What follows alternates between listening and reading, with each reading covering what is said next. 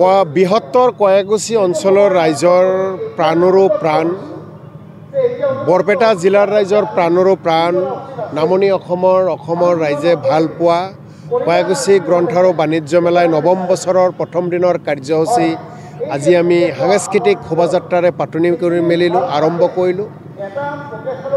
বৰ্ণাঢ্য সাংস্কৃতিক শোভাযাত্ৰাত 10,000ৰো অধিক ছাত্ৰ ছাত্ৰীৰ লগতে কেইবা হাজাৰো এই অঞ্চলৰ সচেতন ৰাইজে অংশগ্ৰহণ কৰিছে।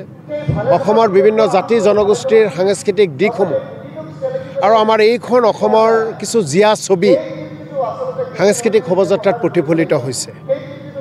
মই সাংস্কৃতিক শোভাযাত্ৰাত ভাগ লোৱা প্ৰতিজনকে আপোনালোকৰ জৰিয়তে ধন্যবাদ কৃতজ্ঞতা জনাইছোঁ। আমি সমাজত ভাতৃত্ববোধৰ কাৰণে সদায় কাম কৰোঁ।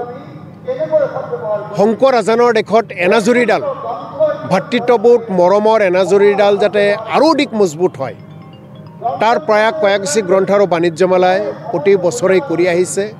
এইবাৰো তাৰ ব্যতিক্ৰম নহয়। কয়াকুছি গ্ৰন্থ আৰু বাণিজ্য মেলাৰ এই শংকৰ আজান সমন্বয় ক্ষেত্ৰত সকলো ধৰ্মৰ, সকলো ভাষা ভাষী, সকলো জাতি জনগোষ্ঠীৰ মানুহ একত্ৰিত হৈ জ্ঞান লাভ কৰাৰ কাৰণে সকলোৱে চেষ্টা কৰে। কোনোবাই জ্ঞান বিলায়, কোনোবাই জ্ঞান গ্ৰহণ কৰে। প্ৰতিজন পিতৃ মাতৃৰ সন্তানসকলে যাতে অধ্যয়নৰ প্ৰতি আগ্ৰহী হয়, প্ৰতিযোগী মন গঢ়িব পাৰে, তাৰ বাবে আমি কিতাপৰ বিপণীত ভিৰ দেখিছোঁ ছাত্ৰ ছাত্ৰীসকলৰ লগতে যুৱক যুৱতীৰ শিক্ষাপ্ৰেমী ৰাইজৰ। আৰু আমি আশা কৰিছোঁ যে হোৱাটছআপ, ফেচবুক, ইউটিউব, ইণ্টাৰনেটৰ যুগত কিতাপৰ সমাধাৰ কমি আহিব ধৰিছে। গ্ৰন্থ পঢ়াৰ প্ৰতি যিটো ধাউতি তাক কমি আহিছে। কোনো কাৰণতেই যাতে গ্ৰন্থৰ প্ৰতি, অধ্যয়নৰ প্ৰতি ধাউতি নকমে তাৰ কাৰণে আমি কয়াকুছি গ্ৰন্থ আৰু বাণিজ্য মেলাই চেষ্টা কৰিছোঁ, প্ৰয়াস কৰিছোঁ যে নৱপ্ৰজন্মই যাতে গ্ৰন্থ অধ্যয়নৰ প্ৰতি গুৰুত্ব দিয়ে। কাৰণ ইণ্টাৰনেটৰ জৰিয়তে যি শিক্ষা পাওঁ তাতকৈ বহু গুণে শ্ৰেষ্ঠ শ্ৰেয় গ্ৰন্থৰ অধ্যয়ন কৰি শিক্ষা লাভ কৰা। আমি ক্ৰীড়াৰ ক্ষেত্ৰত, আমি সাংস্কৃতিক ক্ষেত্ৰত, শৈক্ষিক ক্ষেত্ৰত, সাহিত্যৰ ক্ষেত্ৰত ছাত্ৰ ছাত্ৰীসকলক, যুৱক যুৱতীসকলক এখন মঞ্চ দিছোঁ, যি মঞ্চৰ জৰিয়তে প্ৰতিভা বিকাশ কৰিব পাৰে।